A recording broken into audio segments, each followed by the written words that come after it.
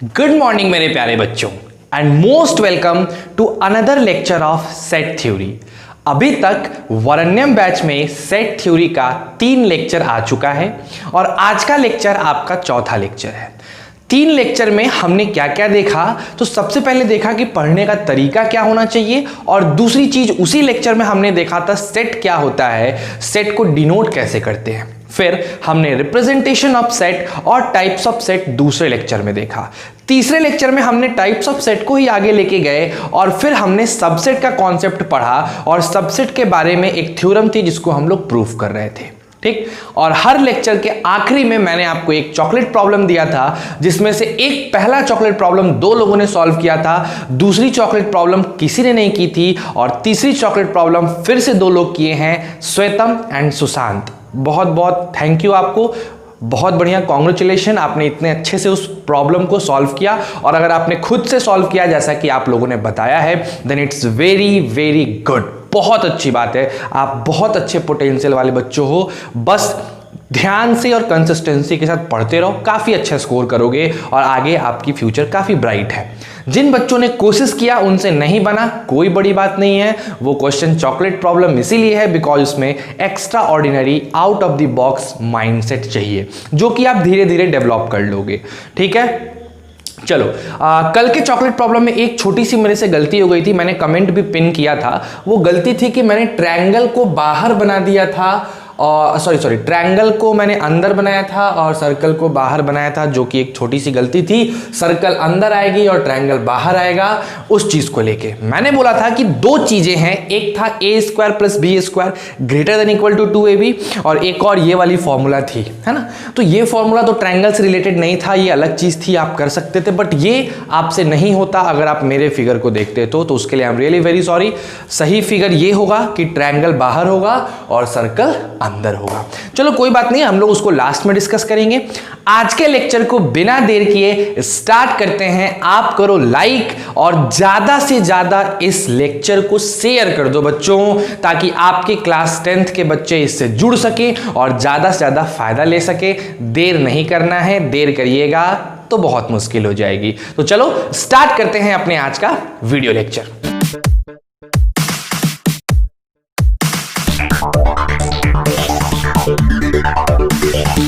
बच्चों कि कल के क्लास में हम लोग किस पॉइंट पे जाके रुके थे, हमने फैक्टोरियल पढ़ लिया था। फैक्टोरियल को पढ़ने के बाद हमने कॉम्बिनेशन के बारे में समझा था और एनसीआर देखा था। और एक और इंपॉर्टेंट चीज थी जो मैंने बोला था कि हम लोग आज उसको देखेंगे और वो चीज है हम लोगों का, बच्चों ध्यान से देखना एकदम, बाइनोमियल थ्योरम। किसकी बात हम लोग कर रहे हैं बच्चों? बाइनोमियल थ्योरम की। जब तक आप इसको नहीं जानिएगा, एग्जैक्ट आपको प्रूफ उस थ्योरम का करेक्ट तरीके से नहीं समझ में आने वाला है। तो क्यों नहीं भाई बाइनोमियल थ्योरम जान जाएं, थोड़ी सी की बात है और अच्छे से प्रूफ को समझ जाएं। तो आ जाओ बच्चों, देखो क्या है बाइनोमियल थ्योरम, समझना मेरे कॉन्सेप्ट को। अच्छा एक बात बताओ, बड़ा छोटा सा क्वेश्चन है, तुमसे मैं पूछ रहा हूं, मैक्सिमम बच्चों को यह क्वेश्चन आता होगा। अगर मैं आपसे कहूं कि a + b का होल स्क्वायर क्या होगा, क्या आप a + b का होल स्क्वायर बता सकते हैं? सर ये क्या पूछ रहे हो, इतना छोटा सा क्वेश्चन इस 10th class 10th pass out बच्चे से पूछ रहे हो? आप पूछ रहे हो कि बेइज्जती कर रहे हो? मेरे भैया मैं पूछ रहा हूं भाई, आपको आती है तो काफी बड़ी बात है। a + b का जो होल स्क्वायर होता है वो होता है a² + 2ab + b²। ये बातें सबको पता होती है, जो भी बच्चा 8th क्लास या 6th क्लास तक आ चुका है उसको ये पता होना चाहिए। अच्छा अगर मैं आपसे एक दूसरा क्वेश्चन पूछ दूं कि a + b का होल क्यूब क्या होता है, कहोगे कोई दिक्कत नहीं है सर, मुझे ये भी याद है, क्या होता है बताओ? a³ then 3a²b then 3ab² and at last b³। ये होता है क्या? जी सर यही होता है। ठीक है, अगर मैं इसी तरीके से आपसे पूछूं कि a + b पे पावर 4 क्या होता है, तो आप कहोगे कि सर हम एक काम करते हैं, हम a + b का स्क्वायर कर लेते हैं, जो भी आएगा है ना उस चीज को हम फिर से स्क्वायर कर देंगे। है ना। तो हमारा a प्लस बी पे पावर 4 निकल जाएगा, यानी ये जो चीज आई इसको फिर हम स्क्वायर करेंगे तो हमें जो मिलना है वो मिल जाएगा। दैट्स ग्रेट, बहुत अच्छी बात है, आपने काफी अच्छा सोचा और वैसे आपको वो चीजें मिल भी जाएंगी, ठीक है। लेकिन अगर हम इसी तरह से डॉट डॉट डॉट डॉट करते करते आपसे पूछें कि a प्लस बी पे पावर 20 बताओ कितना होगा, तो सर 4 तक तो चलो मेहनत करके बना भी लें, 5 तक भी मेहनत करके बना लें, लेकिन यार ये 20 तक क्यों पूछ रहे हो? तो समझो, मैंने यही चीज आपको एक्सप्लेन करने के लिए बाइनोमियल थ्योरम लाया है। अगर आप इन सब ब्रैकेट के टर्म्स को देखो तो जो भी ब्रैकेट के टर्म्स हैं वो सारे के सारे ब्रैकेट के टर्म्स 2 टर्म को कंसिस्ट किए हुए हैं, a और प्लस साइन के साथ b।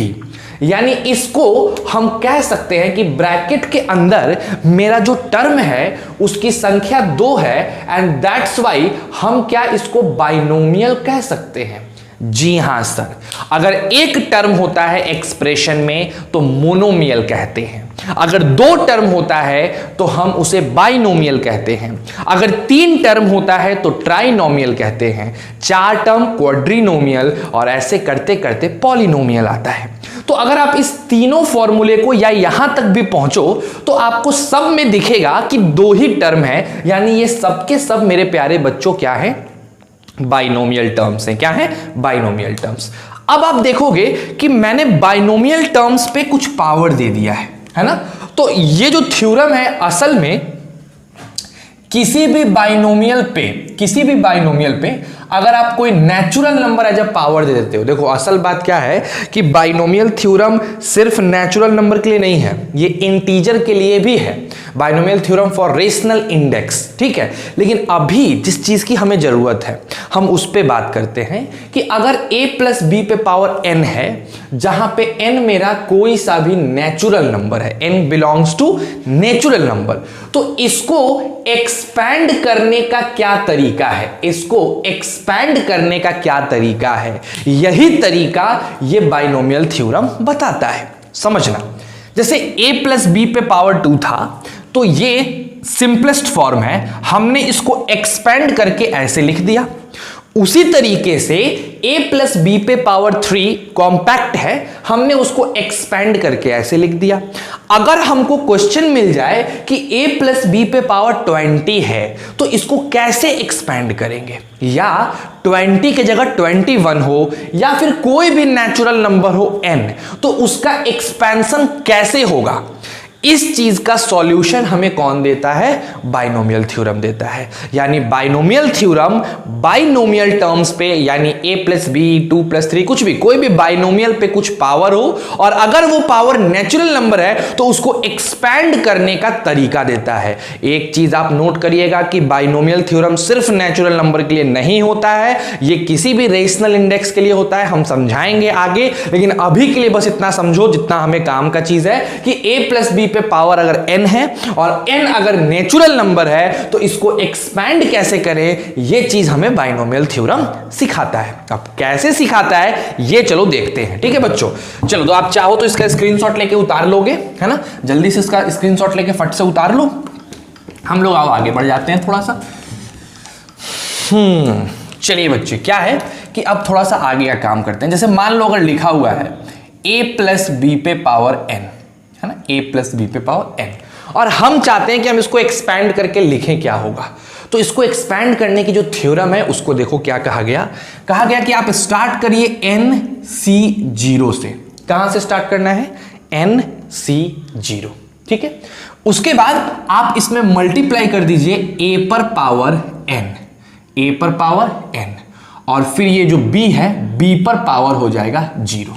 समझना, थोड़ी देर में समझ में आएगा। इसको कैसे एक्सपैंड करोगे, तो इसको एक्सपैंड करोगे NC0 से शुरू करोगे, a पर पावर n इंटू b पर पावर 0, फिर प्लस का साइन लगा दोगे, ठीक है। फिर NC0 के बाद क्या आता है, 1, तो लिखोगे NC1, है ना। जैसे ही तुमने NC1 लिखा तो अब a पर पावर n नहीं रह जाएगा, बल्कि n में से 1 को घटा दो, n-1 रह जाएगा। और अब b पर पावर 0 नहीं रह जाएगा, यहां पे जो आया वही चीज हमारे b के ऊपर पावर चला जाएगा, ठीक है ना बच्चों। फिर हम प्लस का साइन देंगे और अगेन लिखेंगे NC2 बिकॉज NC0, फिर NC1, फिर NC2। जैसे हमने NC2 लिखा तो अब A के ऊपर पावर n नहीं रहेगा, ना ही n-1 रहेगा, बल्कि क्या रहेगा, n-2 रहेगा। उसके बाद इनटू में b के ऊपर ना तो पावर 0 रहेगा ना तो पावर 1, यहां पे कौन है, 2, तो जो यहां होता है वही b के ऊपर पावर चला जाता है तो 2 हो जाएगा। इसके बाद हम लोग लिखेंगे NC, 2 तो हो गया, फिर क्या लिखेंगे बच्चे, 3, और उसके बाद a पर पावर n-3 और b पर पावर 3। ऐसे ही करते करते लास्ट में NCN, क्योंकि आप जानते हो n से तो ज्यादा जा नहीं सकता है, 3, 4, 5 NCN, और तब a पर पावर n-n 0 और b पर पावर हो जाएगा n। तो ये जो चीज आप देख रहे हैं ना, ये एक्सपेंशन हो गया, a प्लस b पे पावर n का एक्सपेंशन ये हो गया, और इसी चीज को कहा जाता है binomial theorem.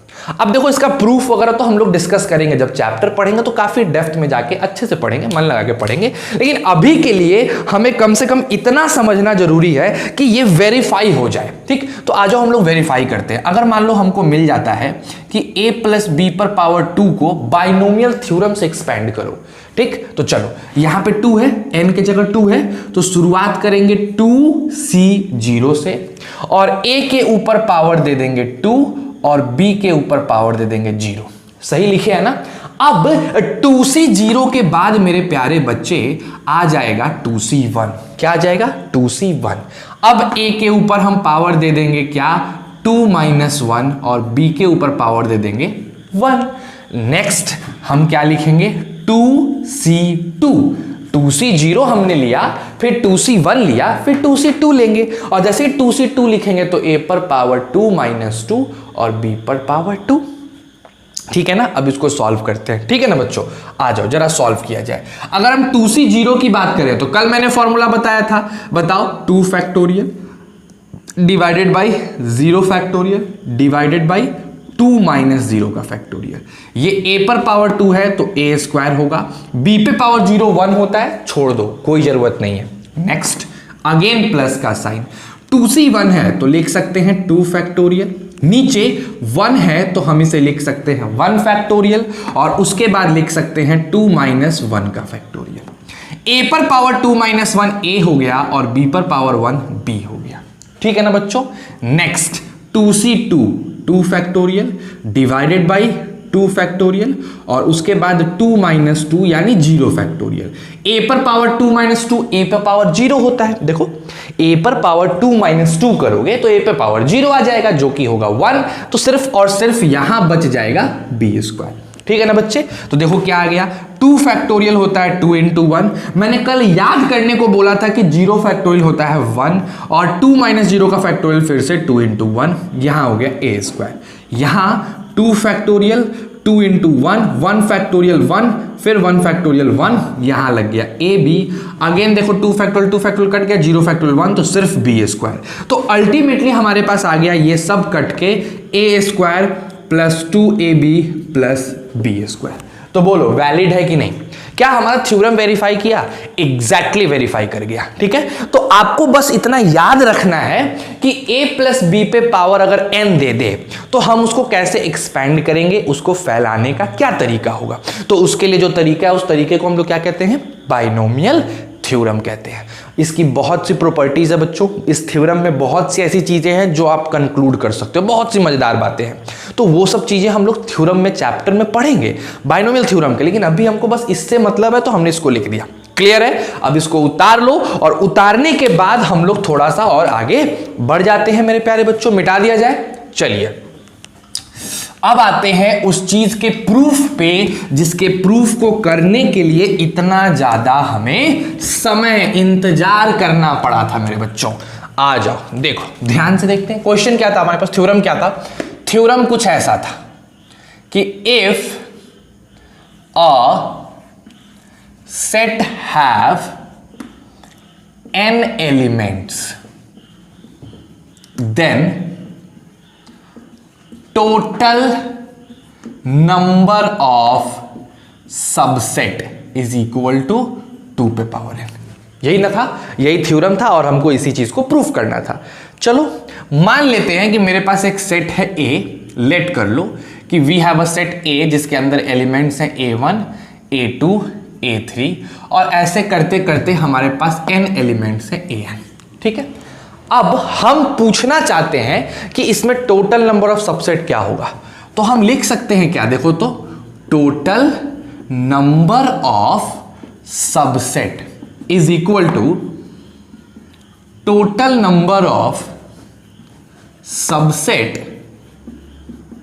Containing one element, ठीक है, plus total number of subset containing 2 elements plus total number of subset containing 3 elements plus dot dot dot dot plus total number of subset containing n elements plus total number of subset containing 0 elements. समझ रहे हो ना मेरे कहने का मतलब, समझो क्या है समझना। हमको चाहिए कि अगर किसी सेट में n एलिमेंट्स है, n मतलब 10, 15, 20, 25 कितने भी हो सकते हैं, बट कोई नेचुरल नंबर होंगे, तो n एलिमेंट्स हैं। अब हमें पता करना है कि इस सेट का कितना सबसेट बनाया जा सकता है, ठीक है ना। तो हम क्या सोचे कि चलो जो टोटल नंबर ऑफ सबसेट होगा वो क्या होगा, हम क्या करें कि पहले एक एक एलिमेंट चुने, एक एक एलिमेंट चुन के जो सेट बना उसको अलग करते हैं, फिर 2-2 एलिमेंट वाला सबसेट, फिर 3-3 एलिमेंट वाला सबसेट, फिर 4-4 एलिमेंट वाला सबसेट, फिर 5-5 एलिमेंट वाला सबसेट, और इन सब सबसेट को जोड़ देंगे, इन सब सबसेट को जोड़ देंगे तो जो टोटल नंबर आएगा वही ना मेरा टोटल नंबर ऑफ सबसेट होगा। अरे एक छोटा सा कॉन्सेप्ट समझो, एक एग्जांपल से हम क्लीन कर देते हैं और अच्छे से याद करो। जब हमको a बराबर 1 2 3 दिया था तो हम सबसे पहले कौन सा सबसेट बनाए थे, वो सबसेट जिसमें एक भी एलिमेंट नहीं है, यानी 5। फिर हमने क्या सोचा था कि एक एक एलिमेंट वाला सबसेट बनाते हैं। अच्छा, एक एक एलिमेंट वाला सबसेट बनाते हैं। फिर हमने क्या सोचा था, 2-2 एलिमेंट वाला सबसेट बनाते हैं। तो हमने 1 2 लिखा, फिर हमने 1 3 लिखा, फिर हमने 2 3 लिखा। फिर हमने क्या सोचा था कि तीनों एलिमेंट वाला एक सेट बना देते हैं, तो 1 2 3 बना दिया, है ना। और इन सब को जोड़ दिए, यानी 0 एलिमेंट वाला सबसेट, एक एक एलिमेंट वाला सबसेट, 2-2 एलिमेंट वाला सबसेट और तीनों एलिमेंट वाले सबसेट, सबको जोड़ दिए, तब ना जाके इसका टोटल नंबर ऑफ सबसेट मिला था। तो वही सेम काम हम इसमें करने वाले हैं, ठीक, कि हमारे पास n एलिमेंट है, तो हम सबसे पहले एक एलिमेंट कंटेन करने वाला सबसेट निकालेंगे, फिर हम 2 एलिमेंट कंटेन करने वाला सबसेट निकालेंगे, फिर हम 3 एलिमेंट वाला निकालेंगे, और ऐसे करते करते n एलिमेंट वाला और एक 0 एलिमेंट वाला। तो एक बात बताओ, मेरे पास n एलिमेंट्स हैं, इस n एलिमेंट्स में से एक एलिमेंट चुनने का तरीका कितना हो सकता है। तो सर अभी अभी आप सिखाए हो, n में से एक चुनना है तो NC1, वेरी गुड। अगर 2 चुनना है तो NC2, 3 चुनना है तो NC3, n चुनना है तो NCn और 0 चुनना है तो NC0।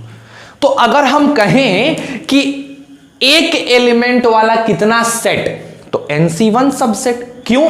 क्योंकि जितने तरीके से हम एक एक एलिमेंट चुन सकते हैं उतने ही नंबर ऑफ सबसेट बनेगा ना। हमसे अगर कोई पूछेगा कि एक एक एलिमेंट वाला सबसेट बताओ, तो जितने तरीके से हम एक एक एलिमेंट वाला नंबर, एक एक एलिमेंट चुन सकते हैं, उतने ही तरीके से एक एक एलिमेंट वाला सबसेट बन जाएगा। तो नंबर ऑफ सबसेट क्या हो जाएगा, NC1, फिर 2-2 एलिमेंट वाला NC2, फिर 3-3 NC3, NCn, NC0। अब इन सब को जोड़ देंगे तो हमको क्या मिल जाएगा, टोटल नंबर ऑफ सबसेट मिल जाएगा। एक बार इसका स्क्रीनशॉट ले लो, मेरे को ये जगह थोड़ा खाली चाहिए, है ना, वो जो एग्जांपल मैंने समझाया। अब देखो, तो हम क्या करते हैं, सबको जोड़ते हैं। तो हम जोड़ने आए तो हमको मिला NC0, फिर एक एक एलिमेंट वाला, फिर 2-2, ऐसे करते करते लास्ट में NCn।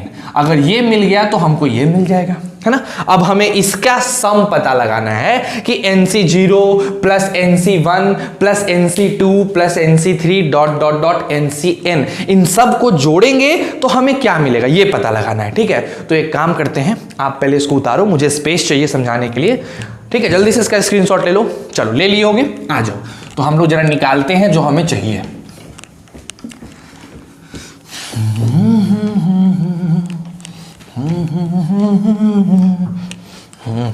चलो बच्चों आ जाओ। तो हमें क्या निकालना था? हमें निकालना था, अगर हम देखें तो हम कह सकते हैं कि जो मेरा टोटल नंबर ऑफ सबसेट आएगा वो आएगा NC0, NC1, NC2, NC3 और ऐसे करते करते लास्ट में NCN आ जाएगा। बोलो कोई दिक्कत है क्या? नहीं ना, चीजें क्लियर हो रही हैं। अब आते हैं अपने एग्जैक्ट टॉपिक पे कि सर ये निकलेगा कैसे। तो एक बात बताओ, by binomial theorem, binomial theorem, क्या बाइनोमियल थ्योरम का यूज करके हम लोग 1 प्लस एक्स पे पावर n का 1 प्लस एक्स पे पावर n का एक्सपेंशन लिख सकते हैं? जी सर, कैसे लिखोगे बताओ? NC0, अब 1 पे कुछ भी पावर दो 1 रहेगा तो छोड़ ही दो उसको, और x पे पावर 0 तो छोड़ दो पहला वाला, फिर NC1, तो 1 पे कुछ भी पावर दो 1 आएगा लेकिन x हो जाएगा, फिर NC2 x स्क्वायर, फिर NC3 x क्यूब, और ऐसे करते करते लास्ट में NCN x पे पावर n। बोलो सही बात है? मेरे हिसाब से तो बहुत ज्यादा ही सही बात है, एकदम क्लियर बात है। अब क्या करो कि आप x की जगह पे 1 रख दो LHS में। तो जैसे ही आप LHS में 1 रखोगे वैसे ही आपके RHS में भी 1 आ जाएगा। अब तुम पूछोगे सर आपको 1 क्यों रखना है? क्योंकि हमें ये लाना है, तो इसको लाने के लिए ये x हटाना पड़ेगा। और x कैसे हटेगा? 1 रखने पे। जैसे ही हमने 1 रखा, यहां हो गया 1 प्लस 1 पे पावर n, और इधर हो गया NC0 plus NC1 plus NC2 plus NC3 और टक टक टक टक टक टक लास्ट में NCN। अब बताओ इन सब को जोड़ने पे आपको क्या मिला? 1 प्लस 1 पे पावर n यानी 2 पर पावर n, यानी हमारा जो टोटल नंबर ऑफ सबसेट आ गया वो कितना आ गया? वो आ गया 2 पर पावर n। यानी अब आपसे कोई पूछे मेरे प्यारे बच्चों कि अगर किसी सेट में 5 एलिमेंट है तो उसके कितने सबसेट बनाए जा सकते हैं, तो क्या बोलोगे? 2 पे पावर 5 यानी 32 सबसेट्स बनाए जा सकते हैं। अगर आपसे कोई पूछे कि अगर किसी सेट में 15 एलिमेंट हैं तो कितने बनाए जा सकते हैं, तो 2 पे पावर 15। अगर किसी सेट में n एलिमेंट्स हैं तो कितने बनाए जा सकते हैं? 2 पे पावर n। और अगर तुमसे कोई इसका प्रूफ पूछे कि भैया अगर आपको इतना ही पता है तो इसको प्रूफ करके दिखाओ, तो क्या आप कैपेबल हैं दिखाने के? देखो भाई, बहुत पसीना बहा बहा के आदमी पढ़ा रहा है, देख रहे हो? ये देखो बहुत भयानक वाली गर्मी है, फिर भी आदमी एकदम मन लगा के, जान झोंके हुए, जी जान लगाए हुए। तो याद रखना, बस इसीलिए पढ़ा रहे हैं कि याद रखो इन चीजों को। ये सब चीजें कोई नहीं बताता है, स्किप करके निकल जाता है कि हाँ भैया यहां तो मैं बता रहा हूं तुम्हें कि बेतिया में सेट थ्योरी चालू ही नहीं होती है, सेट थ्योरी कोई पढ़ाता ही नहीं है। क्यों? तो बच्चे भाग जाएंगे क्योंकि उनको बोरिंग लगेगा। मेरे को तो बोरिंग नहीं लगता ये सेट थ्योरी। तुम्हें लग रहा है बोरिंग? मुझे नहीं लगता है भाई साहब, मुझे तो बड़ा अच्छा चैप्टर लगता है, कोई बुरा नहीं लगता, मेरे को मजा आता है पढ़ने में भी और पढ़ाने में भी। तो सिंपल सा कॉन्सेप्ट है। तो वही मैं बता रहा हूं कि इतना मेहनत करके, इतनी एनर्जी डाल के पढ़ाई जा रही है सिर्फ इसलिए कि आप इसको याद रखिए और बहुत अच्छा करो। देखो एक टीचर के लिए सबसे ज्यादा जरूरी चीज होती है कि उसके जो बच्चे हैं वो काफी अच्छा परफॉर्मेंस दें, क्योंकि जब आप अच्छा परफॉर्मेंस दोगे ना तो बहुत अच्छा लगेगा। हम लोग बहुत खुद ब खुद, तुम्हारे साथ साथ मेरा भी नाम होगा, ठीक है? तो प्लीज आप अच्छा परफॉर्मेंस दीजिए, अपने आप में चेंज लाइए, और उसके लिए बस एक ही चीज रखना है, ईमानदार रहो। अगर तुम्हें कोई चीज नहीं आता है तो बोल दो कि मुझे नहीं आता। जैसे मेरे से कल गलती हुई तो मैंने एक्सेप्ट किया ना कि हाँ मेरे से गलती हो गई यार। मेरे को श्वेतम ने बताया कि सर थोड़ी सी मिस्टेक थी, ऐसा हो गया था, एक डाउट है, तो मैंने बोला अच्छा हाँ मेरे से गलती हो गई। मैं चाहता था नहीं नहीं नहीं ऐसा वैसा कुछ भी बोल सकता था, बट नहीं, हो गई गलती, सबसे होती है, ठीक? तो अपने चीजों में ईमानदार रहना सीखिए, तब आपकी ग्रोथ होगी। अगर ईमानदार नहीं रहिएगा तो आप कभी ग्रो नहीं कर पाइएगा, इस बात को ध्यान रखिए, ठीक है? तो चलो छोड़ते हैं इन बातों को, बाद में देखेंगे। मॉरल साइंस तो बहुत पढ़ा है हमने, यहां आते हैं बाइनोमियल थ्योरम पे। बोलो कोई दिक्कत क्या? नहीं समझ गए? अब प्रूफ दे दोगे? चलो अब इसको उतार लो स्क्रीनशॉट लेके और फिर आगे की कहानी चालू कर दी जाए। चलिए, अब क्या है बच्चे कि जो सबसेट होता है वो तो आप समझ गए सबसेट क्या होता है, लेकिन अब बात ये आ रही है कि सबसेट के कितने टाइप्स होते हैं, है ना? तो दो टाइप्स होते हैं सबसेट के। सबसे पहला जो टाइप होता है उसे हम लोग कहते हैं प्रॉपर सबसेट। याद करो, मैंने जब ब्रेन मैप लिखाया था तो ये चीज आपको बताई थी, प्रॉपर सबसेट, है ना?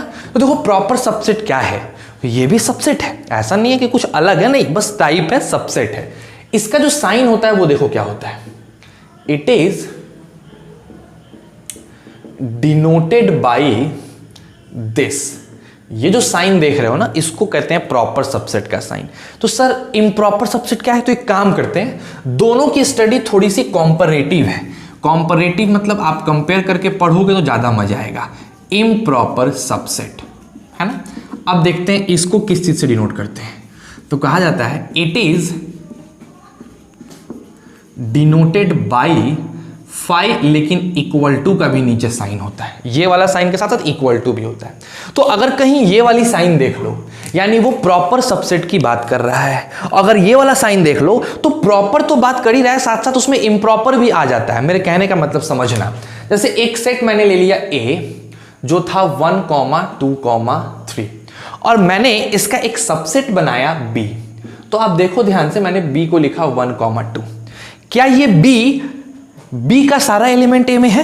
लेकिन क्या B A के बराबर है क्या? यानी जितने एलिमेंट्स A में है उतने ही एलिमेंट्स B में है? नहीं। आप देखोगे कि जो B का कार्डिनल नंबर है वो कम है कार्डिनल नंबर ऑफ A से, है ना? तो कभी भी अगर हम प्रॉपर सबसेट की बात करते हैं तो प्रॉपर सबसेट में क्या होता है कि जो सबसेट होता है यानी B सबसेट है तो इसकी कार्डिनल नंबर A से कम होती है, यानी अपने ऊपर वाले से कम होती है। ये कभी भी बराबर नहीं हो सकता है। लेकिन अगर वही मैं इम्प्रॉपर सबसेट की बात करूं, मान लो मैंने A बराबर 1, 2, 3 लिख दिया और यहां पे मैंने C ले लिया और C को लिख दिया 1, 2, 3, तो आप क्या देखोगे कि जो C है वो इम्प्रॉपर सबसेट है A का। तो आप C को A के बराबर भी कह सकते हो, लेकिन C को इम्प्रॉपर सबसेट भी A का कह सकते हो। यानी अगर कोई एक सेट का सारा एलिमेंट दूसरे में हो और साथ साथ दोनों बराबर भी हो तो उसको इम्प्रॉपर कहा जाता है। लेकिन अगर कभी भी वो बराबर ना हो सके हर बार, हाँ ये जरूर है कि A B का सबसेट होगा लेकिन A का B से इक्वालिटी कभी नहीं होगा, तो वैसे को हम प्रॉपर सबसेट कहते हैं। ठीक है ना? अब यहां पे कभी कभी क्वेश्चन में क्या मॉडिफिकेशन कर देता है, कहता है कि भाई if a set have n elements, if a set have n elements, then total number of proper subset। तो प्रॉपर सबसेट का टोटल नंबर बताओ। तो देखो यार, टोटल सबसेट तो 2 पे पावर n होगा, लेकिन इस 2 पे पावर n में एक ऐसा होगा जो बराबर हो गया होगा, इक्वल हो गया होगा, तो हम उस एक वाले को घटा देते हैं। ठीक है ना? यानी अगर आपसे कोई पूछे कि एक सेट में 5 एलिमेंट हैं तो उसमें प्रॉपर सेट कितने होंगे, तो 2 पे पावर 5 32 और उसमें से एक कम कर दो यानी 31। तो ये भी बात याद रखना, काफी इंपॉर्टेंट चीज है। तो आपने दो चीजें और समझ गई कि प्रॉपर सबसेट क्या होता है और इम्प्रॉपर सबसेट क्या होता है। इसके साथ साथ इनका साइन काफी इंपॉर्टेंट है। ये प्रॉपर सबसेट का साइन है और ये इम्प्रॉपर सबसेट का साइन है। उसके साथ साथ एक और चीज याद रखना कि अगर मेरा B जो है वो A का प्रॉपर सबसेट होगा तो हमेशा उसकी कार्डिनल नंबर A से क्या होगी, छोटी ही होगी, कभी भी ज्यादा नहीं हो सकता है। इस बात को हमेशा याद रखना है, अन्यथा बहुत बड़ी गलती हो जाएगी मेरे प्यारे बच्चों। ठीक है ना? तो ये 3 बातें याद रखो, फिर आगे बढ़ते हैं। चलो उतार लो मेरे प्यारे बच्चों, जल्दी से उतार लो, है ना?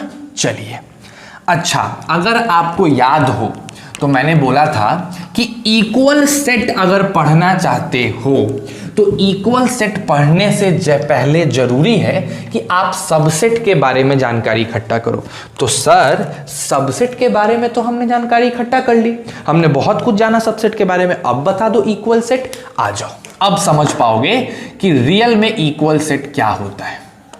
इक्वल सेट्स देखो ध्यान से, कहता है 2 और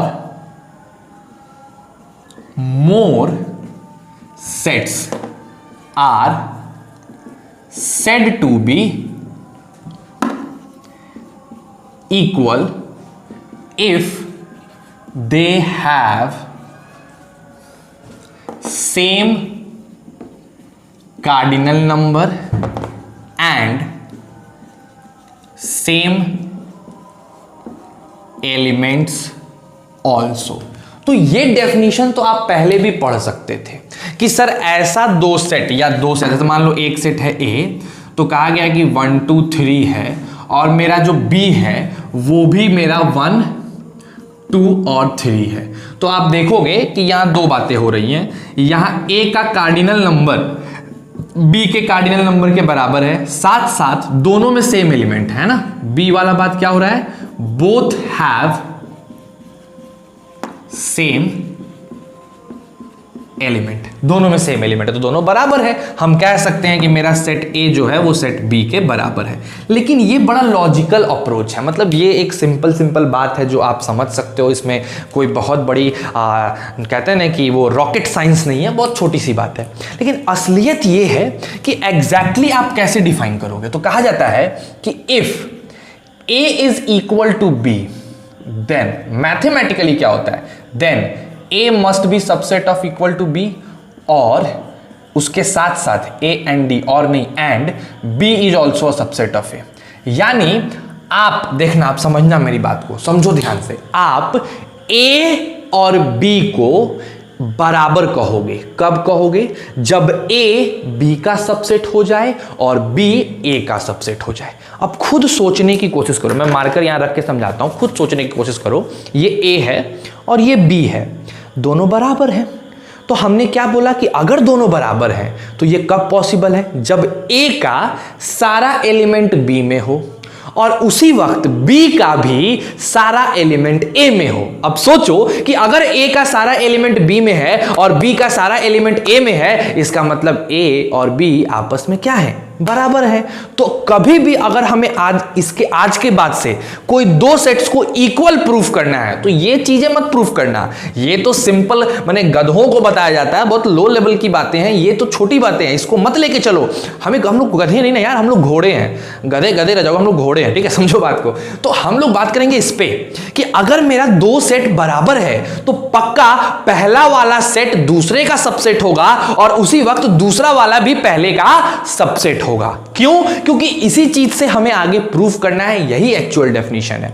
तो अब आगे से कभी भी आपको अगर A को B के बराबर प्रूफ करना है तो आपको सबसे पहले प्रूफ करना होगा कि A B का सबसेट है, और दूसरी चीज आपको यह प्रूफ करना होगा कि B भी A का सबसेट है। अगर नहीं करोगे तो गैल भैंसिया पानी में, मार्क्स आपको नहीं मिलेगा। चलो अच्छा बताओ, फिर से बताओ, अगर X Y का दोनों इक्वल है, X और Y दोनों इक्वल है तो X Y का सबसेट होगा, या फिर हम उसी वक्त ये भी कहेंगे कि Y X का सबसेट होगा, यानी X Y का सबसेट और Y X का सबसेट, तब जाके दोनों आपस में क्या हो गए, बराबर हो गए। चलो एक और बात, एक बार और, अगर P Q बराबर है, सेट P और सेट Q बराबर है तो क्या कह सकते हो, P Q का सबसेट होगा और Q P का सबसेट होगा, तभी जाके हमारा P और Q दोनों आपस में बराबर हो सकते हैं। ठीक है ना बच्चों? तो आई होप अब आपको इक्वल सेट का मतलब समझ आ गया होगा। लॉजिकल अप्रोच भी आपने देख लिया और उसके साथ साथ जो मैथ्स का फॉर्मूला था जिससे कि आपको आगे प्रूफ करना है, आपने वो भी देख लिया। तो काफी बेहतर है, आप इन दोनों को उतार लीजिए और उसके बाद हम आगे की क्वेश्चंस को करते हैं। चलो उतार लो मेरे प्यारे बच्चों जल्दी से। तो आपने ये भी कर लिया, अच्छी बात है, काफी बढ़िया बात है। अब जरा आगे की तरफ बढ़ते हैं अपने लोग। अब हम बात करेंगे दो छूटे हुए सेट्स की। पहला सेट था इनफाइनाइट सेट, याद आ रहा है, और दूसरा सेट था हमारे पास जिसे हमें जानना था, वो था फाइनाइट सेट। चलो इन दोनों के बारे में थोड़ी सी जानकारी इकट्ठा की जाए। क्या है इनफाइनाइट सेट? तो कहता है a set whose cardinal number is infinite is called infinite set। जैसे एग्जाम्पल, अगर मैं पूछूं एग्जाम्पल बताओ तो लिखोगे set of all rational number. Rational number, दुनिया में जितने भी रेशनल नंबर के सेट हैं वो क्या है?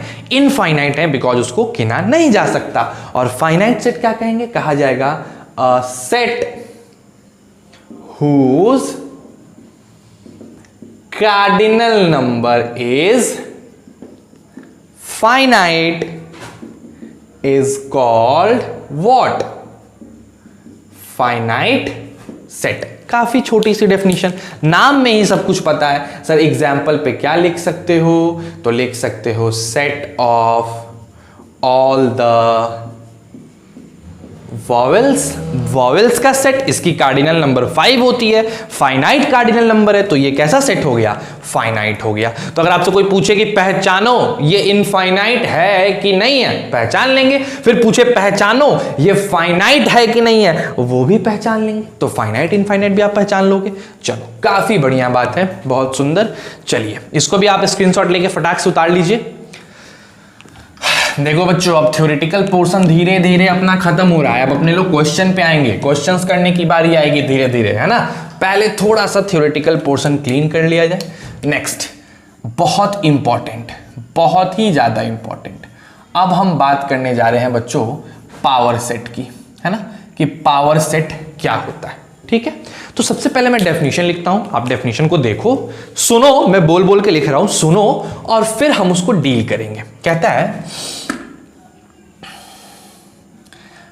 Power set of a set is the set of all the subset of the set। बहुत ज्यादा सेट है लेकिन कुछ सेट नहीं करता है। अब समझते हैं, पढ़ते हैं। पावर सेट सेट है। पावर सेट क्या है? सेट है, यानी कलेक्शन है, लेकिन किस चीज का सेट है? तो पावर सेट सेट है किस चीज का? Set of all the subset, जितने भी सबसेट हैं उनका सेट। लेकिन किसका सबसेट? किसी सेट का। समझो, जैसे समझाता हूं मैं क्या है पावर सेट।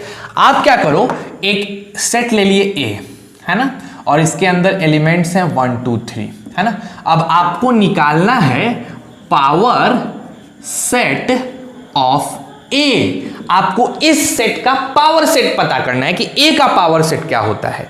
तो आप क्या करिए कि ए के जितने भी सबसेट हैं उसको पहले बना लीजिए। तो आइए हम लोग एक एक करके सबसेट बनाते हैं। नल सेट, फिर 1, फिर 2, फिर 3, फिर 1 2, फिर 1 3, फिर 2 3, और सबसे आखिरी में मेरे प्यारे बच्चों बन गया 1 2 3। तो हमने क्या किया कि इस सेट के जितने भी सबसेट होने थे हमने उन सबसेट को बना दिया। अब क्या करो कि इन सारे के सारे सबसेट का फिर से बना दो एक सेट। अब पहले जो सबसेट थे अब वो एलिमेंट्स बन गए। तो ये जो तुमको बड़ा सा सेट दिख रहा है, ये बड़ा सा सेट क्या हो जाएगा? ए का पावर सेट हो जाएगा। बस मैं यही समझा रहा हूं तुमको कि किसी भी सेट का पावर सेट उस सेट के सबसेट का सेट होता है। मेरी बातों को फिर से सुनो, ए का पावर सेट ए के सबसेट का सेट होता है। ए का पावर सेट ए के सबसेट का सेट होता है। आ गई ना बात समझ में? बस मैंने यही लिखा है, power set of a set is the set of all the subset of a set. समझ गया ना कहानी? तो जैसे अब आपको ए का सबसेट बनाने को मिला, पावर सेट आपने बना दिया। अगर मैं उसी तरह आपसे बोलूं कि बी बराबर लिखा है ए कॉमा बी, इसका सबसेट बनाओ, आई मीन इसका पावर सेट बनाओ। हमको चाहिए पावर सेट ऑफ बी। आप ये मेरे को बना के दिखाओ। तो आप क्या बोलोगे? सबसे पहले सर आप इसका बी का सबसेट बनाओ। तो चलो आप बी का सबसेट बनाते हैं। एक, फिर ए, फिर बी, और फिर ए कॉमा बी। अब क्या करेंगे, अब ये जो तुम्हारा सबसेट बना इसका फिर से बना दो एक सेट, तो ये जो सेट बना ये कहलाएगा पावर सेट ऑफ बी। ठीक है, अच्छा डिनोट कैसे करेंगे, तो पावर सेट ऑफ ए को डिनोट करते हैं पावर सेट ऑफ ए यानी P A, power set of B को पी के ब्रैकेट के अंदर बी। अगर आपको पावर सेट ऑफ सी लिखना है तो आप कैसे लिखोगे, पी ब्रैकेट के अंदर सॉरी सी। अगर आपको पावर सेट ऑफ डी लिखना है तो पी ब्रैकेट के अंदर डी। अगर आपको पावर सेट ऑफ एक्स लिखना है तो पी ब्रैकेट के अंदर एक्स। समझ गए ना बात को, तो आई होप कि आपको पावर सेट भी समझ आया होगा। अब आप एक छोटा सा काम करिए, सिंपल सा इस टॉपिक को स्क्रीनशॉट लेके उतारिए, मैं जरा देख लूं कि हमारी लेक्चर बढ़िया से चल रही है कि नहीं चल रही है। ठीक है, एक बार फिर से चेक कर लूं। हाँ, काफी अच्छे से चल रही है, कोई दिक्कत नहीं। चलो बच्चे, उतार लिए पावर सेट को, बहुत बढ़िया।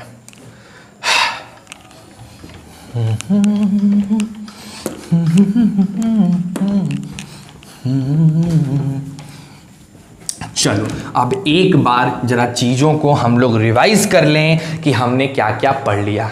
सेट थ्योरी का डेफिनेशन, सेट थ्योरी को डिनोट कैसे करते हैं, सेट को रिप्रेजेंट कैसे करते हैं, फिर हमने देखा टाइप्स ऑफ सेट, फिर हमने देखा सबसेट, हमने अभी अभी देखा पावर सेट, है ना। इन सब चीजों को देखने के बाद अब जो हमारा नेक्स्ट टॉपिक बाबू स्टार्ट हो रहा है ये काफी इंपॉर्टेंट है, काफी ज्यादा इंपॉर्टेंट है।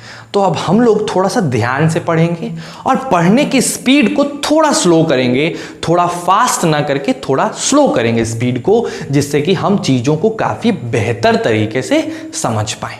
ठीक है ना, समझ रहे हो ना। अब स्पीड स्लो करने का मतलब ये नहीं है कि आप डांस इंडिया डांस के राघव जुआल बन जाओ, कॉकरोच नहीं बनना है आपको, आपको स्लो करना है स्पीड हल्का सा। ठीक है ना, तो चलो आ जाओ देखें जरा क्या है कि अब हम लोग पढ़ने जा रहे हैं बूलियन अलजेब्रा। देखो क्या है कि जिस तरीके से नॉर्मल अलजेब्रा आप एडिशन सब्सट्रैक्शन पढ़ते हो, ऐड करना एक पर्टिकुलर तरीके से आप ऐड करते हैं, एक पर्टिकुलर तरीके से आप सब्सट्रैक्ट करते हो और एक पर्टिकुलर तरीके से मल्टीप्लाई और डिवीजन दोनों होता है। उसी तरह जब आप वेक्टर में जाते हैं तो वेक्टर का अपना अलजेब्रा है जिसको हम लोग क्या कहते हैं, वेक्टर अलजेब्रा कहते हैं। उसी तरीके से सेट थ्योरी में अपनी अलग अलजेब्रा चलती है और उसको हम लोग कहते हैं बूलियन अलजेब्रा। क्या कहते हैं, बूलियन अलजेब्रा। इस बूलियन अलजेब्रा का सबसे इंपॉर्टेंट पार्ट है यूनियन ऑफ सेट। बहुत इंपॉर्टेंट है बच्चों, सिर्फ यूनियन ही नहीं इंपॉर्टेंट है, ये पूरी चीजें ही इंपॉर्टेंट है जो हम पढ़ने जा रहे हैं। ठीक है, तो स्टार्ट करते हैं कि यूनियन ऑफ सेट का मतलब क्या है। ठीक, तो पहले मैं लिखता हूं, आप सुनो मेरे साथ साथ और तब हम लोग उसको खोल के एक्सप्लेन करेंगे काफी बेहतर तरीके से। ठीक है ना, चलो, let capital A and capital B are two non empty sets, are two non empty sets. मान लो कि मेरे पास दो सेट हैं ए और बी जो नॉन एम्प्टी हैं। अगर एम्प्टी होते तो भी चलता, लेकिन अभी जनरल डेफिनेशन नॉन एम्प्टी पे ही हम लोग बात करते हैं। ठीक, अब then union of set A and set B is denoted by, सबसे पहले तो हम ये देख रहे हैं कि अगर हमको ए और बी का यूनियन करना है तो हम इसको डिनोट कैसे करेंगे। जैसे समझना, अगर कहीं पे 2 + 3 लिखा होता है तो आप समझ जाते हैं ना कि 2 और 3 को जोड़ना है। अगर कहीं पे 2 × 3 लिखा होता है तो आप समझ जाते हो ना कि 2 और 3 को मल्टीप्लाई करना है। अगर कहीं पे 2 - 3 या फिर 2 ÷ 3 लिखा होता है तो आप समझ जाते हो कि माइनस वाले में सब्सट्रैक्ट करना है और डिवाइड वाले में डिवाइड करना है। उसी तरीके से अगर यूनियन करना है ए और बी का तो इसको डिनोट कैसे करेंगे ताकि इतना बड़ा ना लिखना पड़े। तो इसको डिनोट करने का तरीका होता है ए और बीच में लगाते हैं यू और इधर लिखते हैं बी। आप जो ये साइन देख रहे हो, देखो ये मत डालना, तुम लोग डाल दोगे। इसी साइन को पढ़ा जाता है यूनियन का साइन। और इसको कैसे पढ़ेंगे, ए यूनियन बी। तो अगर कहीं पे भी ए यू बी दिख जाए, आपको इसका मतलब समझना है कि आप ए और बी का क्या करना चाहते हैं, आप ए और बी का यूनियन करना चाहते हैं, यानी इन दोनों को मिलाना चाहते हैं। अब बात आती है सर कि यूनियन को डिनोट तो ऐसे कर देते हैं, लेकिन ये डिफाइंड कैसे होता है? तो लिखते हैं एंड इज डिफाइंड एज। कैसे डिफाइंड होता है? तो ए यूनियन बी वैसे सारे एक्स का सेट है जहां पर एक्स बिलोंग करता है ए से या फिर एक्स बिलोंग करता है बी से। अब इसको समझने की कोशिश करो। मैंने ये जो सेट बिल्डअप फॉर्म में लिखा है, ये क्या लिखा है? मैंने आपको बोला कि अगर आप दो सेट को ले लें, एक ए और एक बी, और उसका यूनियन करना चाहें तो उसको डिनोट करने का तरीका होगा ए यूनियन बी। अब यूनियन करने का मतलब क्या है? तो जब आप ए को बी से यूनियन करते हैं, ए एक सेट है, बी भी आपका एक सेट है, तो दो सेट का यूनियन करने से जो तीसरी चीज हमें मिलती है वो भी हमें एक सेट ही मिलता है। इस बात को काफी गौर से समझिएगा। एक सेट था ए, एक दूसरी सेट थी बी, हमने दोनों ही सेट को मिला दिया, यूनियन कर दिया, तो यूनियन करने से हमें जो मिला तीसरा चीज, वो तीसरा चीज भी क्या है? एक सेट है। लेकिन कैसा सेट है? वो एक ऐसे x का सेट है जहां पर x या तो a से है या तो b से है। यानी हम क्या करने वाले हैं? हम उन सारे a के एलिमेंट्स को ले लेंगे और सारे b के एलिमेंट्स को ले लेंगे और दोनों को मिला देंगे। तो मिलाने के बाद मेरे पास एक ऐसा सेट बनेगा जिसमें या तो a का एलिमेंट है और अगर a का नहीं है तो b का एलिमेंट है। यही ना हो सकता है? तो ये जो तीसरी चीज आपकी बनी, ये तीसरी चीज कहलाती है a का यूनियन b के साथ। समझना मेरी बात को, जैसे ध्यान से देखो, एक छोटा सा एग्जाम्पल लेके मैं आपको समझा रहा हूं, ठीक है? एग्जाम्पल क्या है? Find the union of A and B if A is equal to 1, 2, 3 and b is equal to a, b। ठीक है, हमारे पास a दे दिया और b दे दिया। हमसे बोला गया कि a और b का यूनियन निकालिए, तो हमने कहा ठीक है, a यूनियन b क्या हो जाएगा? तो सबसे पहले a का सारा एलिमेंट लिख दो 1, 2, 3, फिर b का लिख दो a और b। अब ये जो तीसरा सेट बना, यही सेट a और b का यूनियन होगा। क्यों? क्योंकि डेफिनेशन के हिसाब से इस सेट के अंदर या तो a का एलिमेंट है या फिर b का एलिमेंट है, कहीं और से तो एलिमेंट नहीं आया है। यानी अगर सीधे शब्दों में कहें तो a और b के यूनियन करने का मतलब है दोनों के एलिमेंट्स को मिला के एक नया और बड़ा सेट बना देना। आ गई बात समझ में? फिर से सुनना मेरी बात को। a और b या x और y या p और q, दो सेट्स, किसी भी दो सेट्स का यूनियन करने का मतलब है कि उन दोनों ही सेट्स के एलिमेंट्स को मिला के एक बड़ा सेट तैयार कर देना, जैसे मैंने यहां पे किया है। ठीक है, कुछ और एग्जांपल्स के थ्रू गो थ्रू होते हैं। पहले आप इसको स्क्रीनशॉट लेके उतार लीजिए ताकि हम कुछ और एग्जांपल्स बढ़िया से और अच्छे तरीके से बता पाए। ठीक है ना बच्चों? चलो उतार लो मेरे प्यारे बालकों।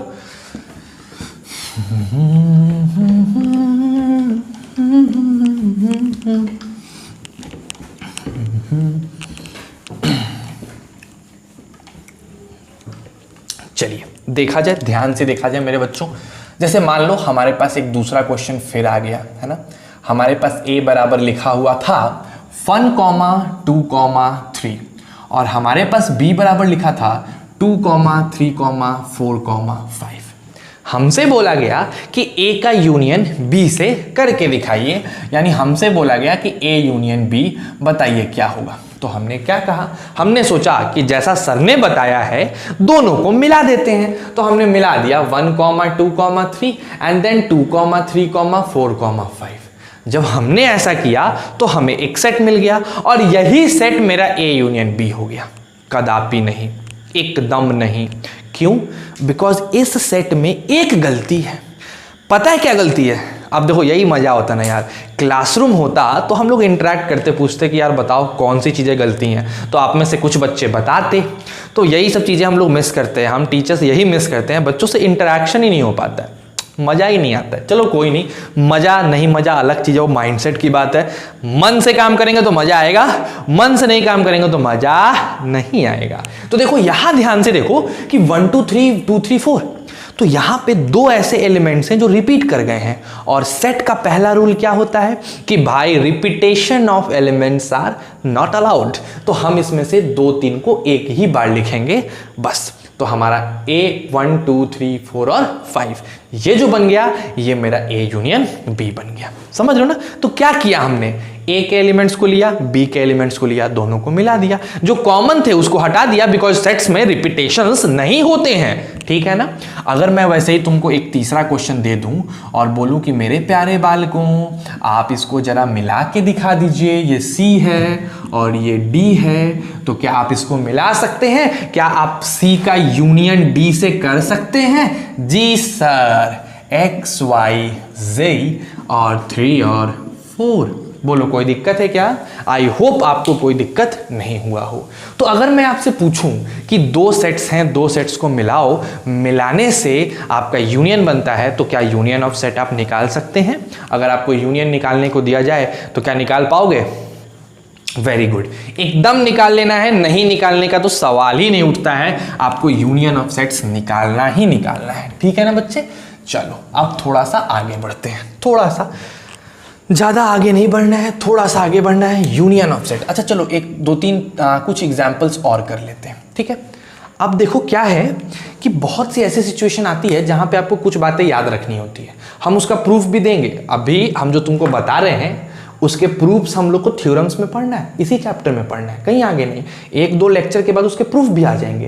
लेकिन अभी के लिए इस बात को देखो कितना मजा आता है। मान लो कि A बराबर लिखा हुआ है 1, 2, 3 और B बराबर लिखा हुआ है 1, 2, 3, 4, 5। अब ध्यान से देखो, एकदम ध्यान से देखो। सबसे पहली चीज अगर जो तुमको इसमें दिख रही है, हमें तो ये दिख रही है, सबसे पहला चीज अगर हमसे कोई पूछे कि A जो है वो B का सबसेट है, A जो है वो B का क्या है? सबसेट। अब देखो यहां पे A क्या है? A is subset of B। लेकिन अगर हमसे कोई पूछे कि B A का क्या है, A तो B का सबसेट है, क्लीन, लेकिन B A का क्या है, तो हम यहां पे लिखेंगे कि B is super set of A। ये चीज मैंने तुमको नहीं बताया था, अभी ध्यान दे दो। क्या है? बड़ी इंपॉर्टेंट चीज है कि अगर A B का सबसेट है तो B A का क्या है? Super set. ठीक है ना? चलो, तो यहां देखने से पता चल रहा है क्या कि A और B आपस में सबसेट वाले रिलेशन को निभा रहे हैं। A का सारा एलिमेंट B में है and that's why A B का सबसेट है। अब अगर हम तुमसे बोलें कि बच्चा A यूनियन B निकालो, तो तुम निकालने गए, तुमको मिला 1 2 3 4 और 5। आपने देखा कि अरे यार A और B को यूनियन किए तो हमको तो B मिल गया, हमको तो B मिल गया। तो यहां से हमारा आया मंगू भाई साहब आए और उसने दिमाग लगा दिया। देखो आ गया मंगू। क्या दिमाग लगा दिया? उसने दिमाग लगाया कि अगर if A is subset of B then A union B हमेशा किसके बराबर होगा? B के बराबर। ये मंगू का रूल है, इसको दिमाग में रख लेना है। आगे जब आप क्वेश्चंस करोगे तगड़े तगड़े तो आपको काफी ज्यादा मजा आएगा। ठीक है ना? तो बस इसको उतारिए, फिर थोड़ा सा और आगे हम लोग बढ़ते हैं। इसको उतार लो फटाक से मेरे प्यारे बच्चों, जल्दी से स्क्रीनशॉट लो और टक से उतारो, देर नहीं करना है।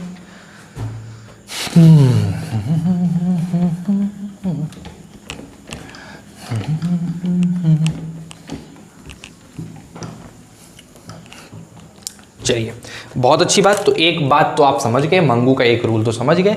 नेक्स्ट आते हैं, अगर हम एक और बात आपको समझाने की कोशिश करें। चलो A बराबर हम लिख देते हैं 1, 2, 3 और B बराबर हम ले लेते हैं एक एम्प्टी सेट। कुछ नहीं है इसके अंदर, कुछ नहीं है, नथिंग, कुछ भी नहीं है। अब अगर हम कहें कि A का यूनियन B से करो, तो मेरे कहने का मतलब है कि A का यूनियन 5 से करना है। B क्यों? 5 से करो ना, एम्प्टी सेट को तो 5 से डिनोट करते हैं। तो हाँ सही है। तो A का यूनियन 5 से करोगे तो क्या मिल जाएगा? वापस से A मिल जाएगा। तो हमेशा एक और बात याद रखो कि if 5 is a null set, then उस कंडीशन में ए का यूनियन फाई से क्या आता है, ए आता है। ये भी बात आपको ध्यान में रख लेना है, ये भी काफी इंपॉर्टेंट बात है। ठीक, इन सब का यूज आएगा जब हम लोग क्वेश्चन बनाना स्टार्ट करेंगे, तो ये जो भी चीजें मैं बता रहा हूं इन सब चीजों का काफी बढ़िया यूज आएगा, कोई छोटा मोटा यूज नहीं आने वाला, बहुत बढ़िया यूज आएगा। ठीक है, तो चलिए इसको भी उतार लीजिए, आप लोग फटाक से उतार लीजिए। चलिए, तो मेरे हिसाब से यूनियन का एक सिंपल जो इंट्रोडक्शन आपको देना था मैंने आपको दे दिया, काफी बेहतर इंट्रोडक्शन था।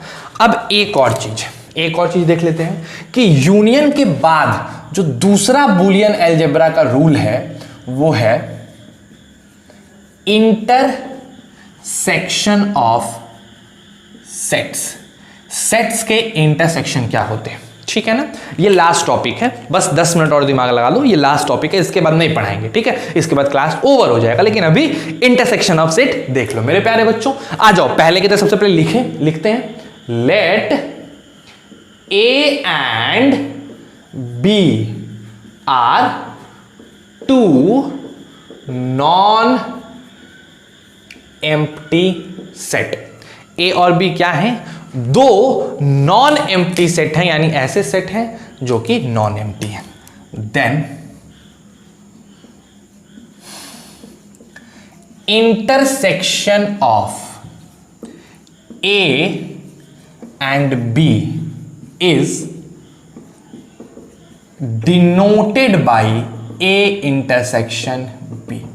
वो जो साइन देख रहे हो मैं यहां पे थोड़ा बड़ा करके लिख दे रहा हूं, A इंटरसेक्शन B, यानी सीधे यूनियन को पलट दोगे तो जो साइन मिलेगा, इस साइन को हम लोग कहते हैं बच्चों इंटरसेक्शन का साइन। क्या चीज का साइन कहते हैं बताओ, इंटरसेक्शन का।